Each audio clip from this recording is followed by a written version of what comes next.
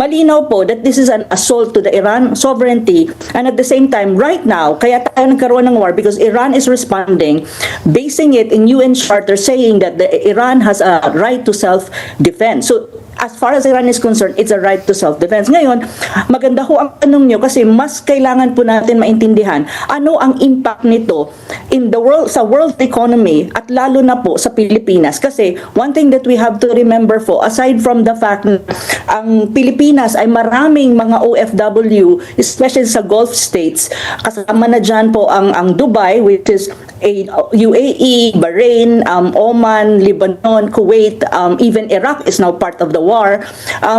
Makikita natin na marami tayong OFW. So when you talk about impact in the world economy, first and foremost pong impact dyan is makikita natin na right now po, yung Strait of Hormuz ay sinara na ng Iran, and Iran controls that area. So, lahat ng tanker na dadaan dyan, so except for Chinese tanker. Yeah, oil tanker po, ma'am. Ibig sabihin, 20% of the oil trade passes through the Strait of Hormuz. Pero ngayon, ma'am, nag-announce ang Iran na only Chinese vessels can pass through. Kasi magkaibigan sila, best friends sila. So, ngayon, 20% po ng oil pumapasok dyan. So ngayon, if you look at the world economy, magkakaroon yan, ma'am, ng economic shocks when you talk about oil supply.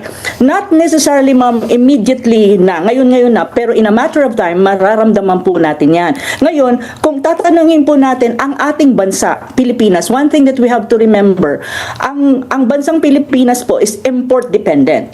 Ang problema pa ng Pilipinas, hindi lang siya oil import dependent, but other goods, even rice we import.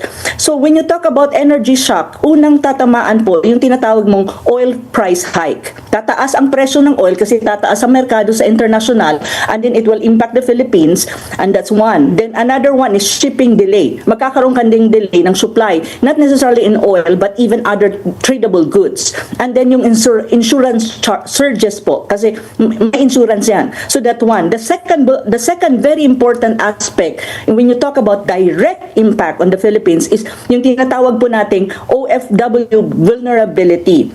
First, ang problema ng evacuation scenarios. Kanina po, nabasa ko ang pronouncement ni BBM na hindi ko nga maintindihan si BBM Mambing kasi sabi niya 1,000 ang gusto nang bumalik sa Pilipinas. Tapos, next figure is 1,004. Sabi ko, ano ba talaga? Asan ba talaga ang exact figures ng DFA at ng ibang mga ahensya ng gobyerno natin na kung saan dapat alam nila kung anong exact figure. Pero ang sabi pa ni BBM Mambing, mahihirapan daw ang Pilipinas i-evacuate.